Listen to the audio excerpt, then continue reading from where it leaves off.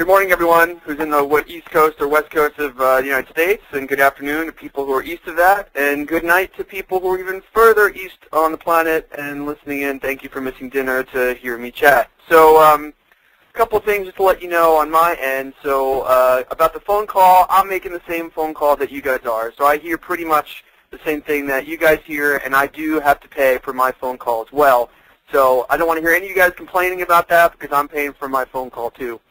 A couple of things, just other administration things for you to know. I do see the chat window.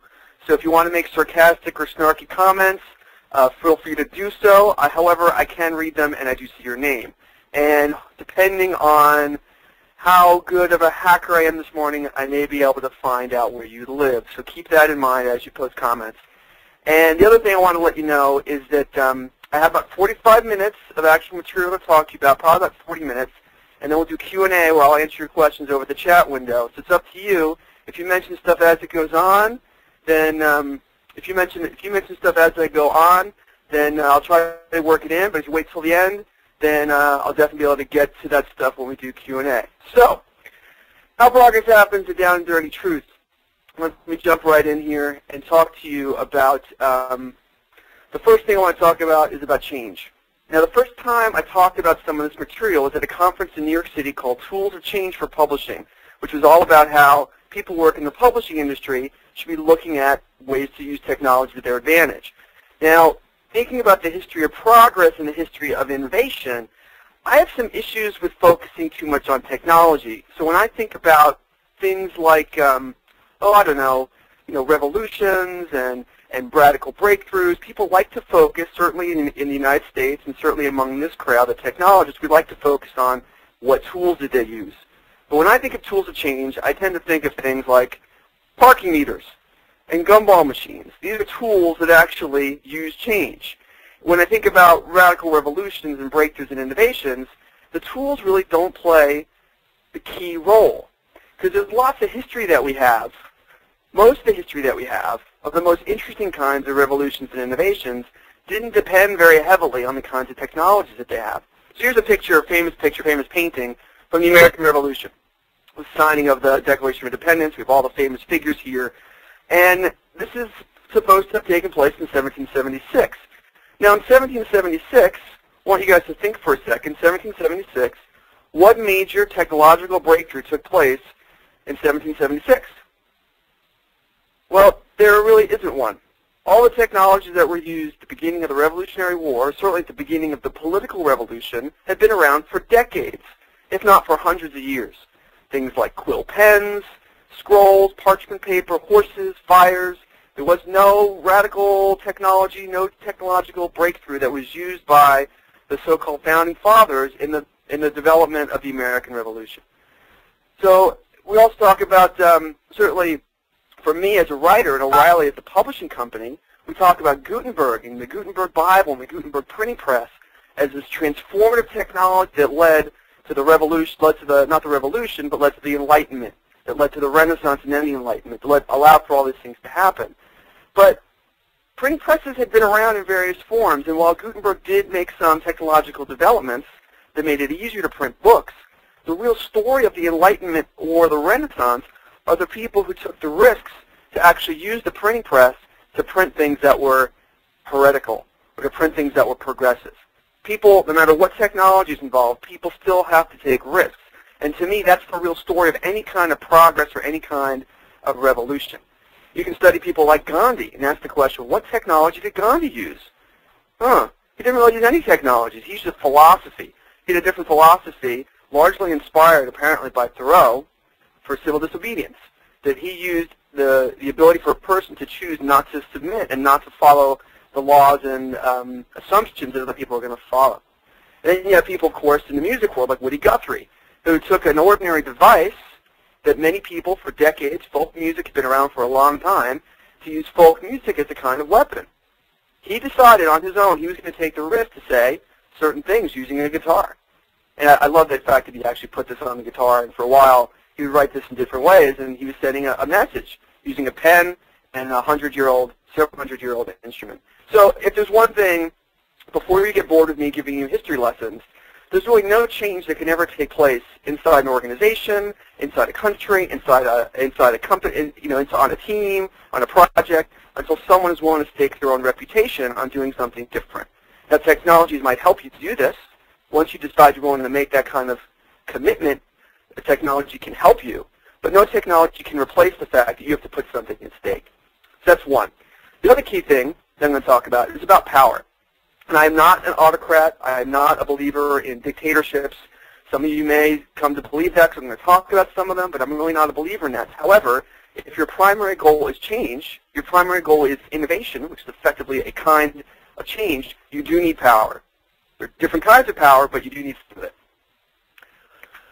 One key question, one key takeaway I want to give you right off the bat, so if you get bored and you decide it's not worth a phone call and you hang up, is to ask these questions. Of any innovation that you are impressed by, any story of innovation, any company founder, any person who gets a patent, someone who gets a Nobel Prize, any innovator, whatever person or group or company that you are impressed by, you've got to ask better questions than the ones that the journalists tend to ask.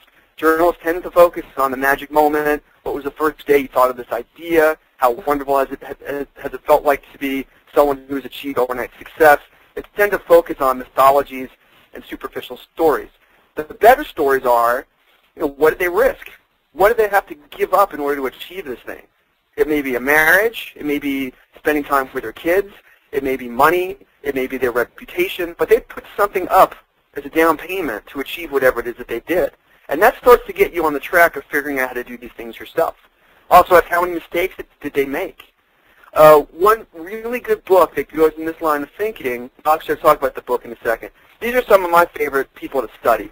We got Doug Engelbart, the guy who invented the mouse, not a household name, unfortunately. You got people like Marie Curie, Van Gogh, Bob Dylan, the guy at the bottom right is Tesla. These are all probably people who belong on the top 10 list of great innovators throughout history.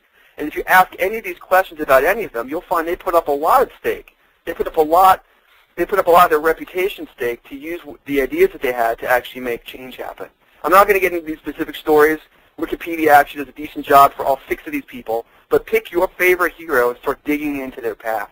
Now, the book I was going to mention was this book, fairly recent book by Jessica Livingston. It's all about tech sector founders, people who are called after the fact innovators. And this book is the best collection I have found of modern innovator stories that are truthful. And they focus on the risks, that they took, what they endured, what they put up, what they put at stake to achieve the thing that they are famous for. And unlike most coverage of these topics, their reporting is not necessarily exciting. Their stories are not necessarily, radical or revolutionary. They just decided, you know what, it's worth me quitting my job to pursue this idea. All right, so that's the preamble. Staying on this Revolutionary War theme, that's the American history theme. That's my preamble for you. What I'm going to spend the next 25 minutes talking about are 3 piles of stuff. I'm going to talk more about change, then I'm going to talk about tactics you should know. These are not things that I recommend, but tactics you should know about. And then I'm going to spend the last chunk talking about tactics that you can actually use.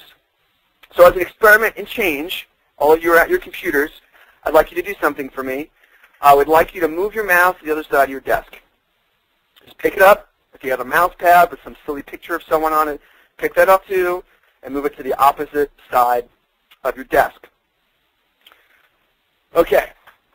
I'm assuming that none of you have done this because you don't believe that I can see you. See, someone's even telling me they can't do that. And why can't they do that? I'm assuming it's either because they don't have a mouse or they are trying to follow.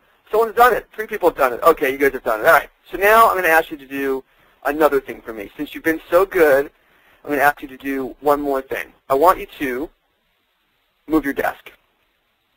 Just move your desk. Go ahead. It's not that hard. If you're on a laptop, just move your laptop to, another part of the table that you're working on. And now I'm getting reports from people telling me, okay, facilities won't let us. This is great. Can't move it. Done. Someone's got a desk nailed to the floor. Fantastic. Okay. So for those of you, I'm sure most of you, thank you for those of you who are willing to do it. It's always good to know that there are obedient sheep out there that will do whatever a person on a webcast tells them to do. But the reason why I asked you to do this is I know for a fact whenever I'm asked to do anything, especially by a person I don't know, I'm annoyed. I'm certainly not just going to do it. And we really don't like making changes. In general, in life, we are resistant to change, especially if they involve our personal habits. We tend to be protective of things that are in our personal space. So to have someone come in and rearrange it or tell us to do something different with it, we tend to naturally put up resistance to that. So when you're thinking about progress, when you're thinking about innovation or progress, something you believe is better, you have to start by assuming that not everyone will have the same point of view that you do about the change that you want. We generally fear change. And to be an innovator or a progressive or someone who's going to make the world better or your company better or your project better, you have to start out by recognizing no matter how good your idea is, it will face resistance. Change always creates work for other people, and most people do not like to do work. If you're familiar with Maslow's hierarchy of needs, this thing I believe he made it in the 60s, early 70s. He's a researcher into psychology and sociology. He put this together based on his research, that we have certain stages of needs that we like to get through, that we need to get through to become happier, healthier people.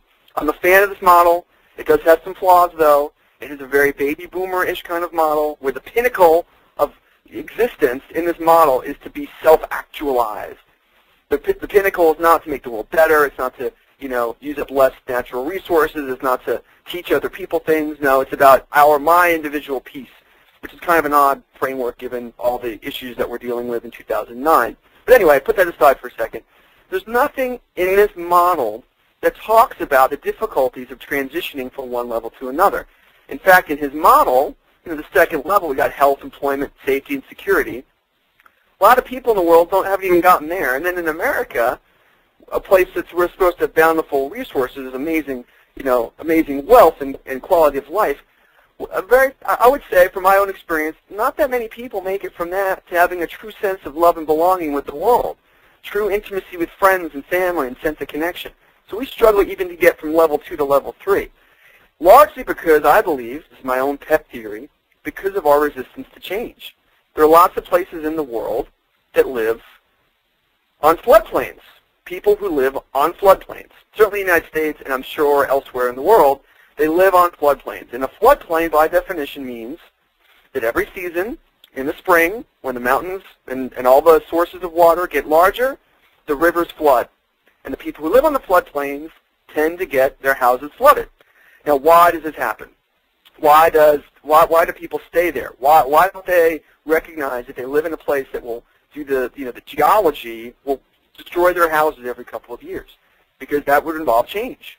That would involve them deciding that they are now going to get up and like I asked you to move your desk, they're going to go and move their entire homes, which is uncomfortable, difficult, it's expensive, it's emotional. There are 1,000 reasons why people resist changes that logically there are good arguments for. Now, this is an ironic side thread throughout this talk of curiously named bands from the 70s. So the status quo, by definition, means keeping things how they are. And that's not a recommended pathway if you're trying to make things better. You want progress to happen. But status quo is how we tend to live our lives. We keep most of our things the same every day, and we try to make them the same way tomorrow. Part of the problem related to the floodplain thing is about tradition, that we have this built-in system of tradition that binds us together with our families, with our communities. And tradition, for lots of reasons, is a good thing. That's part of how we stay connected with each other. But the codification of rules can protect, sometimes, stupid things, or protect things that it's time that those things should probably be changed, that the world has changed, the dynamics by which people interact with each other, some other aspect of modern life has changed, that the tradition needs to be updated or at least reinterpreted. So doing something solely because you've done it before can't possibly be a fully intelligent, aware way to go about living life because things are changing all the time. The one bit of research I've done on this regarding ideas and creative thinking is what are commonly called or sometimes called idea killers. These are things that exist inside corporations or cultures, phrases that get used to dismiss ideas without ever truly evaluating the idea. So one tactic or technique for you, one tactic or technique to think about when you're trying to make change happen in an organization or in your family or anywhere is to start paying attention to the idea killers that are used there. They vary a lot from company to company or culture to culture. But if you're not aware of these things, that when you present your new idea or your new concept, you'll be rejected right off the bat by someone saying, oh, we tried that before, didn't work. And you won't be prepared to say, well, wait a second, who tried it before? We had some jackass who tried it, and of course they failed because they're not very good. But I'm going to come in with a new... If you're not prepared for these sorts of things, it's very easy to be dismissed. So part of your toolkit as an innovator or as a progressive is to make a list of the ones you know are commonly heard in your environment. And then whenever you pitch your idea, you have to have a built-in answer, a prepared answer, remember, a rote answer for these things that will at least continue the conversation. If you do a Google search for idea killers, 2 words, you'll get a list on my blog. There's a list of about 70 or 80 of them now, of ones that people commonly heard. And that's a fantastic resource if ever you're planning to make a pitch, or you're starting to think about how to propose an idea of some of the common things that you're likely to see. Now on the other side, on the optimistic side, thank you, Andy, for putting that up there. There's a link now in the chat window you guys should see up to idea killers. So on the positive side, I am actually a positive guy. On the positive side, we do tend to seek change in certain situations. When we're confronted with failure and we're angry or unhappy, tends to actually be a good time for people to consider other options, which is it's slightly counterintuitive, because that means if you're in an environment where you're trying to make change happen, one of your criteria for looking around for allies should be who is unhappy, who is currently not entirely happy with what's going on, who's been slighted, who's been frustrated, who has some issue that they want to resolve, and then may be able to persuade them making my change is one way to do that. People who are bored, the more positive way to go at this positive angle is to say, well, if I can convince people to have more confidence in this change than their commitment to the status quo, then I can just win the argument logically and say their odds are better if we do this thing. It's sort of like if you convince people the boat that they're on is sinking, it'll be easier to get them to go on the life raft. So you can go about making the argument that way. But it's useful to think about Maslow, and think about basic psychology around change. If you are an innovator, you're going to make change happen. You've got to start thinking about the psychology of change and how to get people on board to want to make those changes happen. An interesting note on the back to the cynical side is this book, The Structure of Scientific Revolutions. This is one of those books that lots and lots of people know about, but a smaller percentage have actually read. It's not an easy read. Now, this is the book that's famous for the phrase paradigm shift.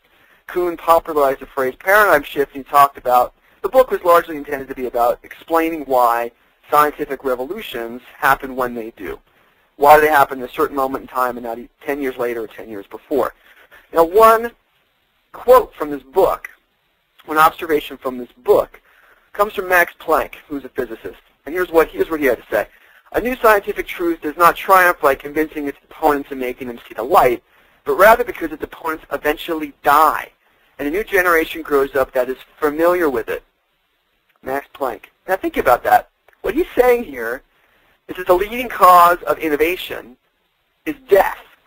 That the leading cause of change is when the old guard dies, therefore making room for the new guard to come in and bring their new ideas with them, which is a morbid, depressing notion. Now, I bring this up not to depress you or to make you think about death or to think that maybe what you have to do is die and then, the people who follow you can actually make the change that you want to happen. But the reason why I bring this up is this is about the world of science. This is about the world of science. It's about the world where they're supposed to be progressive. They're supposed to be following new ideas and developing new ideas and seeking out the best possible path to the future.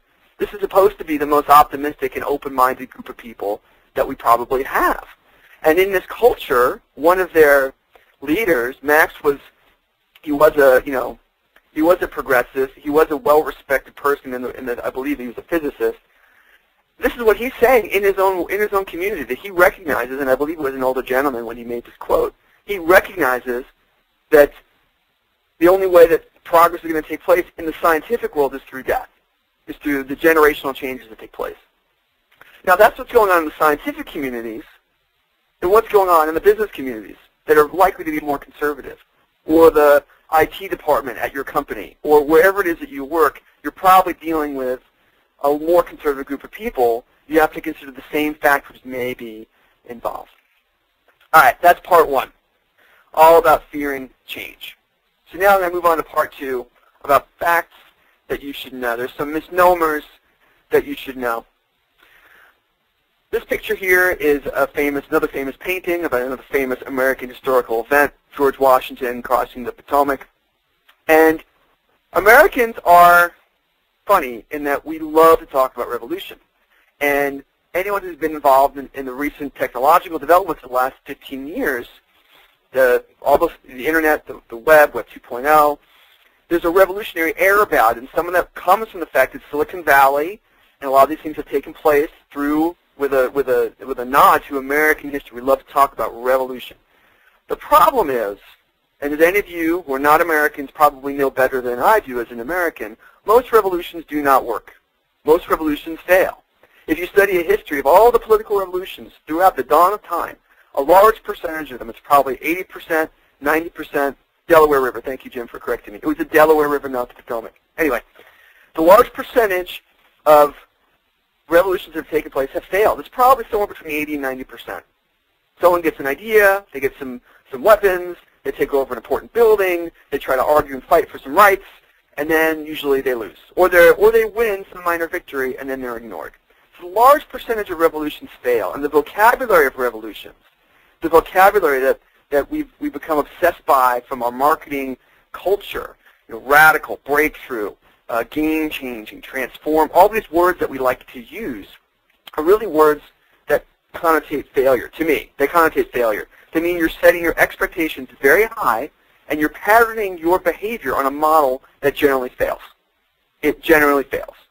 So the word revolution, as profound as a word as it is, and as much as it harkens back to a couple of success stories, the American Revolution being one of them, by and large is not a great model.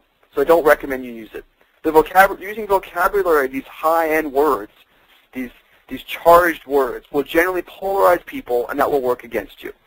So back off on any big, campaign that you're going to start. You're going to transform the company or transform your team, because most of the people who are on the team don't want to be transformed.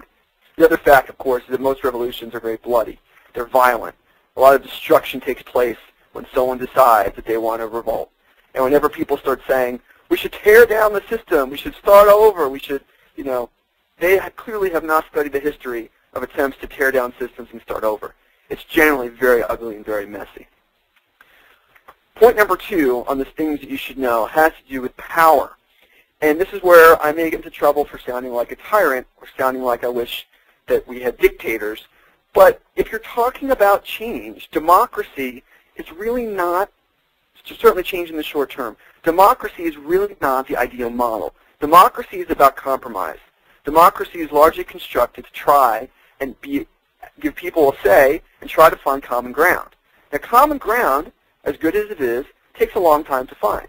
Requires debating, requires proposals, requires counter-proposals, requires a whole set of processes that take a lot of time. It's not an efficient process. The idea, at least certainly behind the American government and other democracies, is to try to be stable, to try to provide a system that will last a very long time and not be swayed or destroyed by one person's power getting too strong. Now, when we're talking about innovation, however, we're talking about change, or even we're talking about progress, power is critically important. The power to make a decision without having to debate, without having to let everyone have their say, is often the only way that real change can take place. So this picture that's shown here, this sculpture, is of Constantine, who was a Roman emperor. And Constantine, one of the things that he did, for hundreds of years, some of you probably know this history better than I do, for hundreds of years, best we can tell from the history, the Christians were not treated very well in Rome. They were not a popular group of people. They were often used in the Colosseums, the whole thing with Christians being thrown to the lions, as best we can tell. All that stuff was true. True until Constantine. Constantine came along. There's a whole backstory here I don't want to get into, but the nutshell of the story is he decided one day that Romans should be nice to Christians. And he created the Edict of Milan. So I believe this is in like 200, 300, anyway, the important part of the story is he basically created a mandate that now changed everyone's behavior, that changed the entire Roman Empire's behavior towards how they're going to treat Christians. There was no democratic debate. There was no proposal, counter-proposal. There was no system by which that was done, other than largely his own mandate. And had he not been the emperor, had he been in a democracy at the time, Christians being largely this group that everyone liked to pick on, would probably not have passed. It was not a popular idea at the time, as best as I understand it. His ability to do this had largely to do with his power. So if you're an innovator, you're someone who wants to make change happen, part of what you have to do is examine and take an inventory of the kinds of power that you have. If you don't have much power, then your ability to make change happen will always be restricted or limited, or have to come about by borrowing someone else's. The last thing in this things you should know has to do with grassroots. And I'm a believer in grassroots. I'm a believer in individual people going and trying to convince another person or giving them an opportunity to hear a new idea. But this word, it's tied back to a story that doesn't end very well. The word grassroots comes from, it was first used, at least in America, it was first used by the Progressive Party. A party in, I believe, in 1915, 1918, 1920, somewhere around there, Progressive Party, and it was basically that we're going to bring government back to the people. The grassroots of America will be represented by our party. Does anyone know what happened with the Progressive Party? Not still around anymore. You don't hear them anymore because they're dead.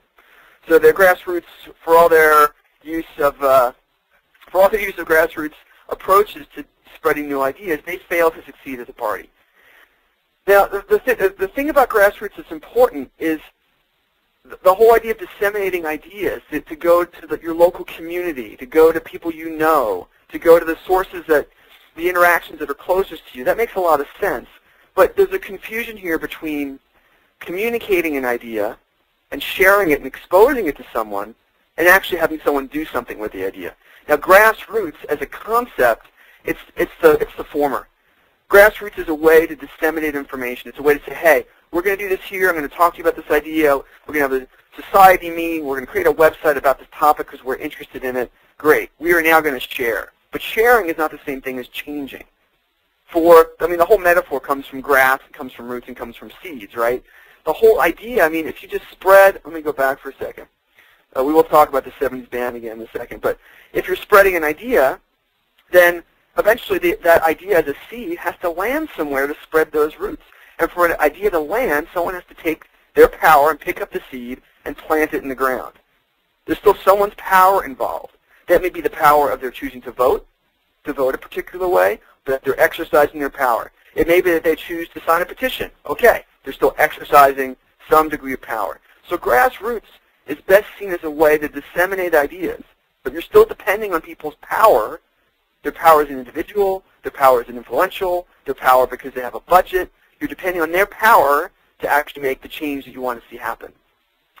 And back to 70s bands. The grassroots here, generally, if you can find an album cover from the 70s of a concept you are trying to uphold, it's probably not a good idea. These guys look really, the guy who's standing up tall, this guy here, I don't know, I think maybe Grassroots was the right name for this band, but for reasons that I can't get into. Okay, the last stretch here. Tactics that you can use. This is the fully practical portion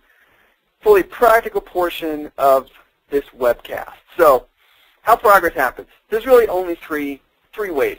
Three ways to think about, three things to have in your toolkit. One, talked about this already, is power.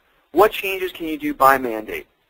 And just to be clear, I don't want to get hate email about me being a tyrant. Just because you have the power to mandate doesn't mean that you should always exercise that power without some kind of debate or some kind of feedback process. It's just that at the end of the day, you don't have to have everyone in the room vote on the issue.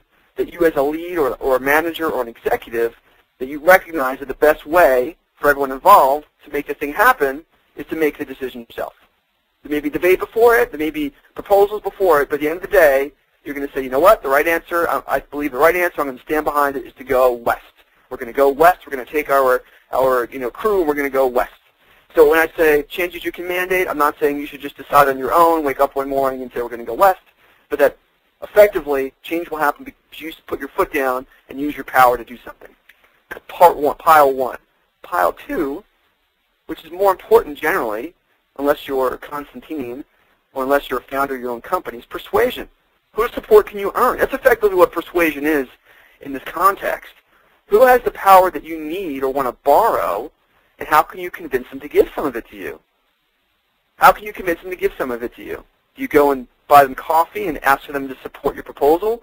Do you involve them earlier on and collaborate with them and say, hey, I got this problem and you seem unhappy. Maybe we can work together on this.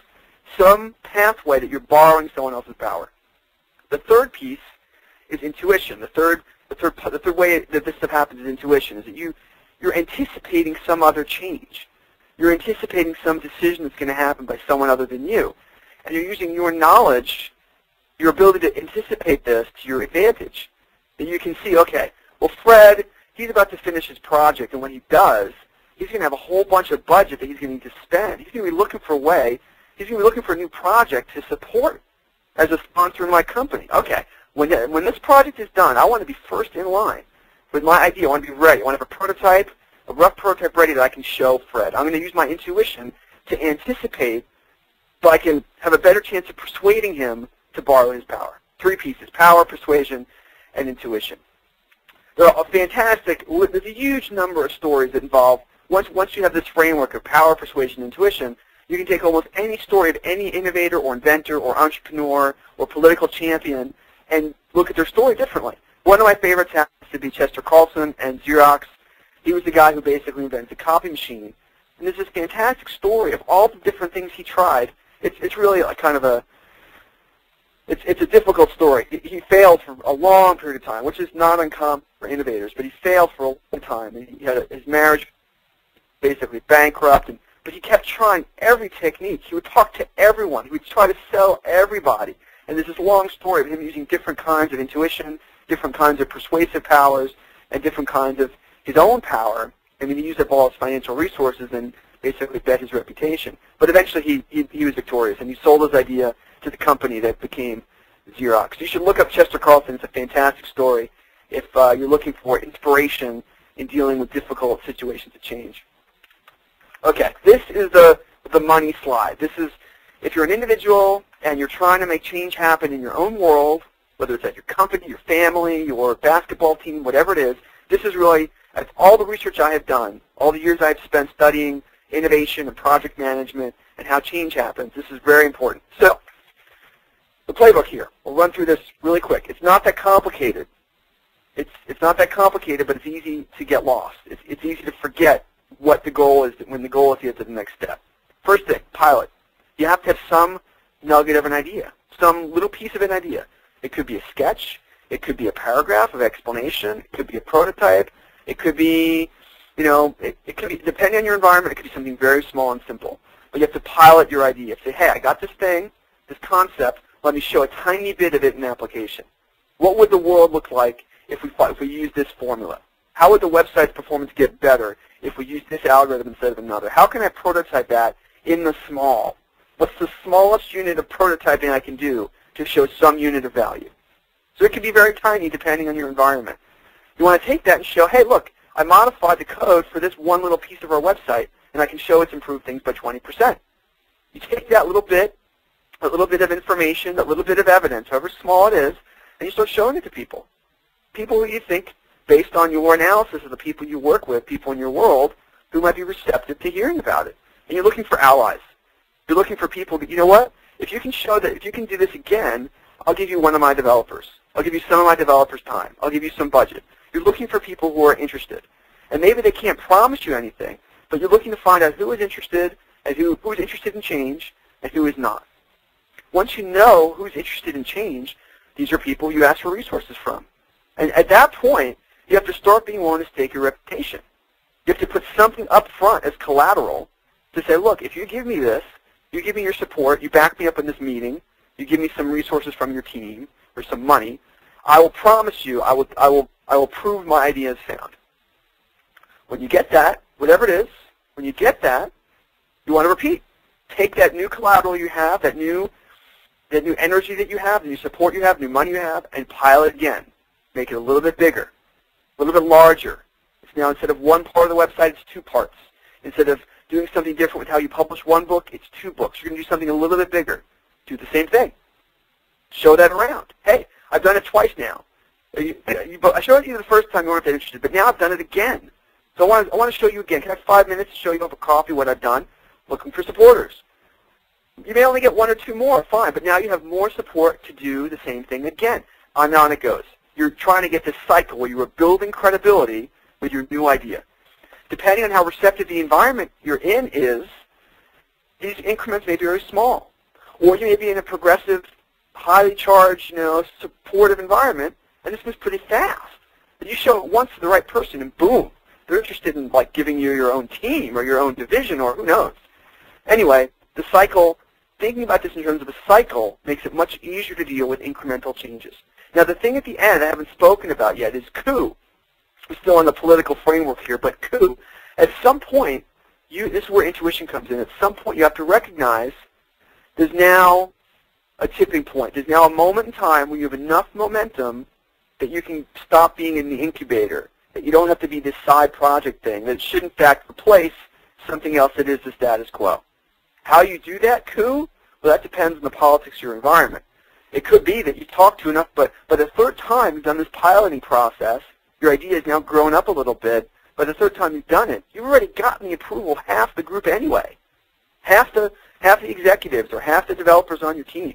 And so you can present it at the whole meeting and say, look, everyone has seen the work we've done so far. I think we're ready to take it out of the basement and actually make it, this is now our product, or this is now our website, this is now our constitution, or whatever it is. So the timing of a coup, and when you decide you're willing to bet everything on making this a new thing, is a highly subjective, intuitive process. I can't give you a playbook for that. But this pattern of pilot, show success, get allies, stake reputation, repeat, is tried and true. You can break down almost any story of any founder or any innovator or inventor who went through a process much like this. And in fact, entrepreneurship, starting your own company, follows this model pretty well too. What happens when you go to a venture capitalist? Well, you have to go, you have some proposal, some plan, you're piloting. You're trying to show your ability to succeed. You're going to show, hey, we've made this prototype of this thing. We want money from you. We want support from you. And when you get that support, what do? You repeat. You go for a second round of funding. You go from your first beta release to your second beta release. The cycles here, the pattern is very similar. Now, on the other end of this, it's about 40 minutes into this webcast, so I'm almost on the tail end. We'll have time for Q&A. The other end of this is what managers and leaders are supposed to be doing. Now, if you're a manager and leader, then the conversation I just had about individuals should resonate with you. That your job should be as a manager to make that process that individuals are going through of piloting, trying to show success, getting allies, etc. You're trying to make that process as easy as possible for them if you want innovation to happen. Your job as a manager or leader is much less about you. It's much more about creating an environment for other people to be the innovator, to other people to be the progressives. It's about setting up the conditions for that to happen. The simple way to look at the conditions here have to do with Pavlov. People do what they're rewarded for. People tend to do what they are rewarded for. So you have to look at the kinds of rewards that you give, whether that's financial rewards, or whether that's just acknowledgement rewards, whether that's the praise that you give. And part of a good litmus test for this, a good litmus test for how strong your progressive culture is underneath you, is how you deal with ideas that you don't like. Because if you're the manager, you're no longer the closest person to change. You're no longer the closest person to you're not the front lines anymore. There are other people, hopefully if you've hired well, there are smart people who are working for you who are capable of seeing ideas that you won't entirely understand. So you have to be looking around and say, there should be ideas in my world that I don't entirely like, provided they're being proposed and followed by smart people, by people who are progressive, by people who are experimenting, by people who are taking risks. So there should be some acceptance on your part as a manager to allow people to follow ideas that they don't like. And the popular framework for this, not even really a framework, although sometimes it gets pigeonholed into one, is Google's 20% time. The idea that employees should have some percentage of time that is theirs to use how they wish. Effectively, what this is the allowance by managers for individuals to follow ideas that their bosses don't necessarily like or don't fully approve of in the way they approve of other ideas. This is not a new idea for Google. Brad Fuller just mentioned this. He beat me to it. 3M, company that makes Post-it notes, they came up with this idea about 50 years ago. They called it, 5% time or something smaller, and then I guess through time inflation, it's a 20% idea. But 3M did it for the same reason. William McKnight, the founder, he wasn't the founder of the company, he was an executive at the company. He was saying, look, I'm a manager. I got to make it so people underneath me are free to invent and come up with ideas that I would never think of. And the only way I can do that is to tell them, look, some of your time, it's not going to be all your time, but some of your time can be spent doing things that I would cut if I could, that I would cut if I wasn't smart enough or wise enough to give you protection. So at the end story though is the last point here about providing cover fire. That as a manager, your job becomes more and more about providing cover fire for the progress and the change and the experiments that are being done by the people who work for you. And the more senior you are as a manager, really, it should mean that the more responsibility you have to create a healthier, bigger environment for more kinds of experiment change to take place. Because only you as a manager can provide that cover fire. If you have great ideas, well, that's nice. But the people underneath you can have great ideas. The people underneath you can do experiments. The people underneath you, however, cannot provide cover fire for their ideas. They're not in the meetings that you are in as a manager. They're not in the meetings that you're in as an executive, where things are going on that through your intuition you can anticipate how these ideas might look, and you can help guide people on the path to getting support for their ideas based on what you know, given your position in the hierarchy.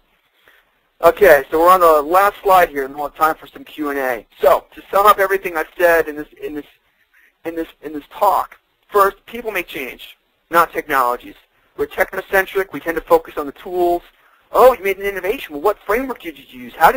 What tool did you use for brainstorm? No. It comes back to people. What risk are you willing to take? What conviction do you really have? And how does that manifest in the world? Think of Gandhi. Think of Woody Guthrie. Think of the American Revolution. Technology was not the key part of the story. Second, people fear change. We fear change. If you're going to be an innovator or a progressive, half of what you have to study and think about are how are you going to posit change and position the change that you want in a way that people can follow, in a way that people can support. And you're not going to be rejected simply because your idea is something different. So one has to provide cover fire. Cover fire simply is a military term. If you and I are in a foxhole together and you need to go run and get some coffee, before you run, I am going to take my machine gun and fire at the enemy. And by firing at the enemy, usually if I do it right, they can't fire back. And providing cover fire for you to go and do something else. So as a manager, cover fire means simply, I am going to tell my peers in the hierarchy certain things to help protect what you're doing. I'm going to protect the work that my team is doing from being killed. Anyway, getting back to this list. So we fear change, and half of what you have to study and look at when you're proposing your idea, you have to get past how wonderful your idea is and say, wait, my idea is going to threaten Bob and Sally. So I got to talk to Bob and Sally and find out how to get them not to feel threatened by my idea. How can I bring them in? Key facts, key things to think about, the words revolution, power, and grassroots are often misused and misunderstood. Revolution is overused. It has bad connotations if you know the history. Power as a key factor is underrepresented. You should understand how much power you have and what power you need to borrow. And third, grassroots. Grassroots is not a way that change is made. It's a way that information and ideas are disseminated. It's important, but it still depends on power. And the last thing I just talked about was about piloting and repeating. That's this playbook for individuals. Pilot, get supporters, stake your claim, repeat until you have time to coup. And the last thing for managers is about cover fire. These are the photo credits for all the wonderful pictures that I showed. And if you like this, you live in the Bay Area, I'm going to be doing a whole day course that goes in much deeper on these topics on March 30th, which is the end of this month. If you want information about that, there'll be a link for that, I believe, on the same page that the webcast was on. And with that, I will open the floor in the chat room for Q&A. Okay, first question. Kathy, you are fast. So Kathy asks, how can you initiate change in today's environment when colleagues and managers are scared and increasingly entrenched. I like that word, entrenched. It's still in the military motif. Well, like I said before, if you're clever, or not if you're clever, if you're paying attention, there's certain energy that people have about when they're scared, they may actually be more open to change than when they are confident and secure, because they're afraid of something. So if you can offer your idea and frame your idea in a way that makes them feel safer, that the change that you're advocating will make them more secure, then they will actually be fans of what you're saying. I mean, a similar point about, this is like recession, people like recession-era times. It's recession-era times, therefore I need a new playbook. No, not necessarily. I mean, most good ideas at most companies or most teams, I shouldn't say most, many good ideas, if they're done right, will save money. If they're done right, they will save money. They will make people work faster or smarter or better and reduce waste. If you position your idea as being about efficiency, don't talk about innovation. Don't use that word. Don't talk about change. Don't use that word. Talk about efficiency. Make your proposal how we can be more efficient. My plan by Kathy, how to be more efficient. Now you'll get people's responses. They'll be really interested because that's exactly what they're worried about. So if I'm in an environment where I feel people are entrenched, I'm going to think they're entrenched for a reason. They're afraid of something. And there's emotional energy around that fear. If I can tap into that and turn it around to work to my advantage in how I pitch the idea, or which of my 5 great ideas I pick to pitch at all, then there's still opportunity there.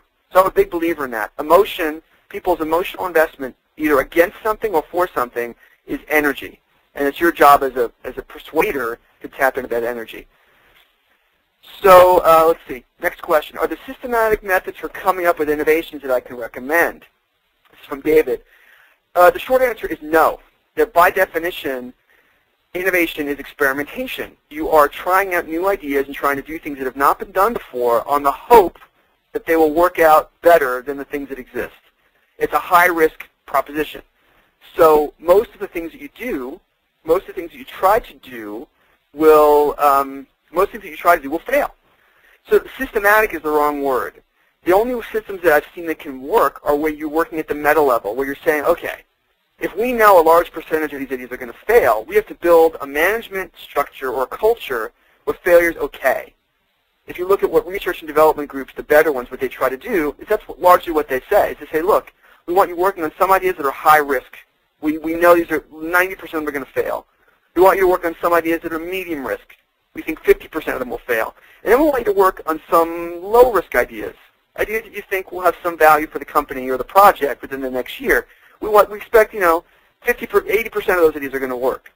So it's about the only system I can offer on that scale where you sit down and say, we are going to, like you would for your financial picture, is you make a portfolio of the different kinds of risks you're willing to take when you're talking about innovation. Low-end risks that are low-hanging fruit, likely to work, medium risks that are, maybe, and then high-end risks that are big bets that are unlikely to pan out immediately, but that have some value even if they fail to allow people to try experiments and come up with new ideas. So there are actually systems that are out there that they like to proclaim or guaranteeing innovation, but I believe by definition that's a fallacy. That there's too many factors involved for you to actually be able to systematically control all these things. From Michael, is there a trick to finding innovative people? Do you think as a manager you can train people to innovate, or is it primarily nurture? I think he means primarily nature.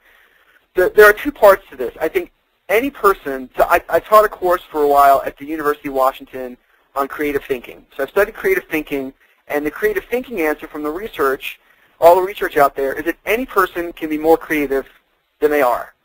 They may not be Picasso, or they may not become Da Vinci, but they can be more creative than they are, depending on the environment that they're in, their own interest in creative thinking and trying new ideas, and how much their manager or their boss supports them doing new things. So there's a lot a manager can do to make an environment safer so that anyone will be more prone to coming up with ideas and doing experiments. That said, if I were hiring a team, let's say I worked at a bank.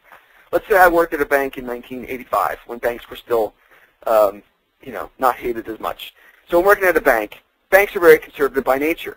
If I was working at a bank and then I decided I was going to start my own startup company, I wanted to start a startup engineering company where we were doing high-risk work, bankers or people on my banking staff would probably not be the first people I would look to hire from.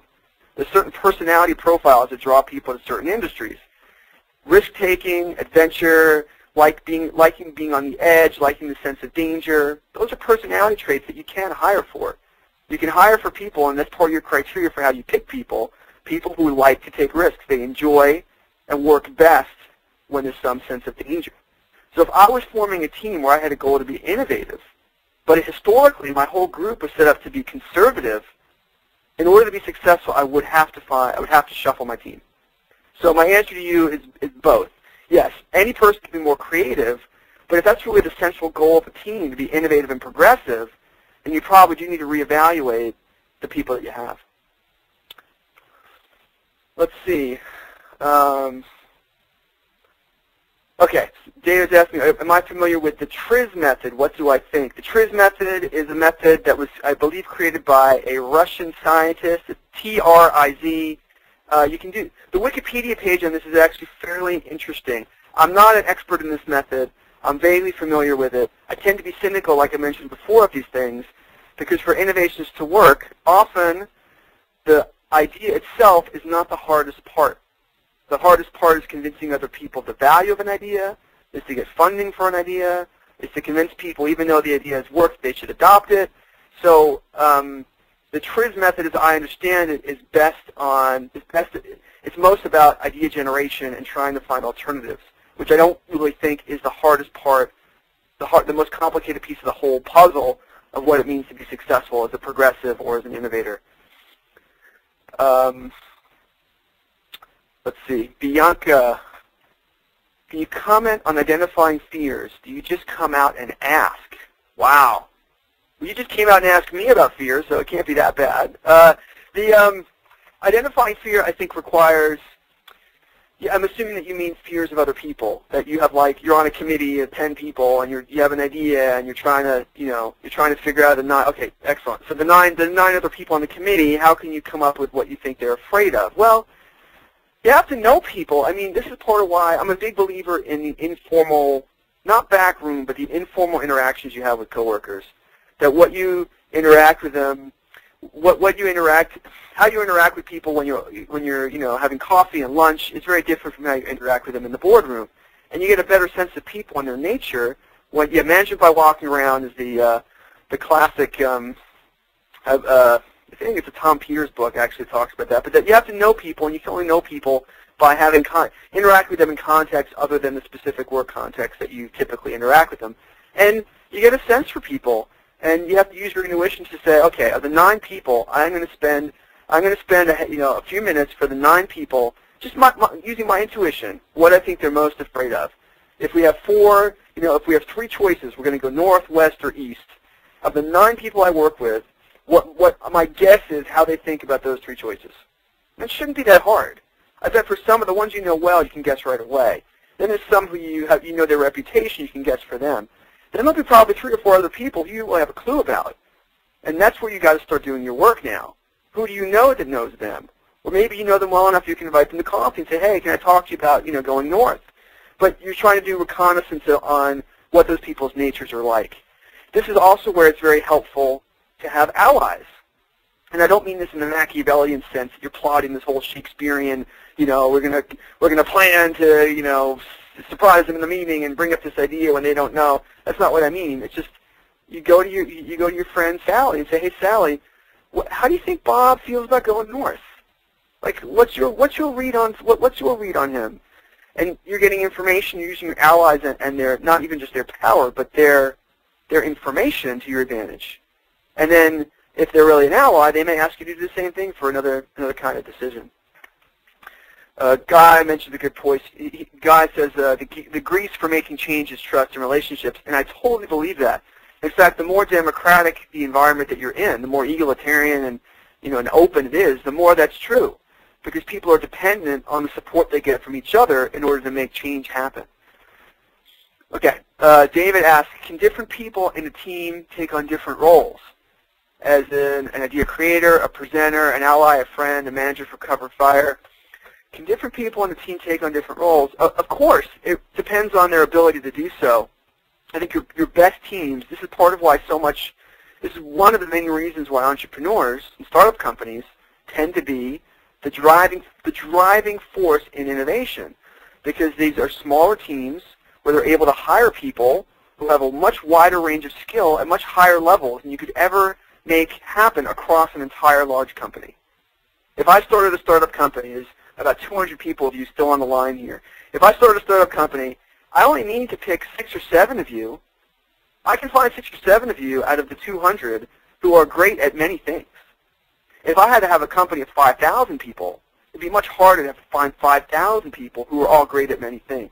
So your question about the many roles, sure. It's rare. It is rare, though, that you find one person who's good, who's really great at 3 of the 4 of the things that you mentioned. So if you look at the history of, it's true for the history of innovation, but it's specifically true for the history of tech innovation. Founders of companies often have clear personality pairings. The first one that comes to mind is like Steve Wozniak and Steve Jobs. Steve Wozniak was, at least initially, was the driving force in the design and engineering of what they made. Steve Jobs clearly had a role as the persuader, the marketer, the businessman, the strategian. There's clearly a split in the roles that they took on, and that was part of why they worked. It's part of why it worked out so well. So it's not surprising you find lots of partnerships in the founding of companies. Okay, Scott, this is from Jeffrey. Scott, consider a situation where a small company is acquired by a larger company, and change means giving up the way they have done things in favor of fitting in. Any special recommendations? Wow. Okay, so in the years I worked at Microsoft, I worked there from 94 to 2003, and I was never acquired. I was not at a separate company, but I did see lots of acquisitions take place, and what you're describing happened all the time, and it was always depressing to see, because there were key things that it seemed the bigger company, in my case Microsoft, the bigger company was buying the company for, but these changes was effectively killing. It was killing, and the acquired company was fairly helpless to prevent those things from happening. So the playbook, well, I think the playbook, as an acquired company, it's a little bit too late once you've been acquired. That at the moment before you're acquired, that's when you have leverage. This is basic negotiation. Before you sign on the line, before you sign the contract, you still have some leverage. And you can say, look, we don't want to follow your, your job role functions. We have people who are engineers and testers. They do both. And your company splits those roles, so you have to pick one or the other. We don't want to do that. So we want it in the contract that our group can continue to have that kind of independence. Those are things you can still negotiate for before you're acquired. After you're acquired, it's really, really hard. It's really, really hard because any larger company, they're trying to, it's totally a Borg. They are trying to fit you in. They don't want to put a brain implant in from the larger company. Oh, okay. Well, that's easier. If you're the larger company, then you want to be smart about giving away freedom. You want to say, look, we're acquiring you because we like the way that you think about things, and we're hoping to protect that. So I would ask them. I'd say, look, you've been acquired now. You know something about our company. We want you to come and visit one of our other offices and observe how our other offices work. And then we want you to tell us what things you'd like us to not change. I'd ask them. I'm a big believer in going directly to the source, explaining what your motivation is, and let them tell you. At a minimum, you earn their respect by doing so. Anytime a boss goes to an employee and says, hey, look, I'm thinking about X. I'm not sure what to do. What do you think? What's the best way for me to get the best work out of you? Should I give you a bigger office? Should I go to them and ask them? And even if they don't offer anything useful, the fact that you asked will score lots of morale and trust points. Let's see. Maybe we have time for one more question. Hey, Catherine, you still there? Yes, I'm still here. And sure, one more question. Okay. I'm letting you know you should cut me off whenever you want. I'm happy to keip going, but you should cut me off whenever you're... I think one more question because people notice our audience is dropping off too. So. Okay. Well, beforehand, I'll take one more question, but just let everyone know, if you have another question for me, I love Q&A. It forces me to think and to rethink the stuff I talk about. So do not hesitate to go to scottberkun.com, click on the contact button, and send me a question that way, and I will definitely read it and follow up. So one more question here. Let's see. Looking for a good one.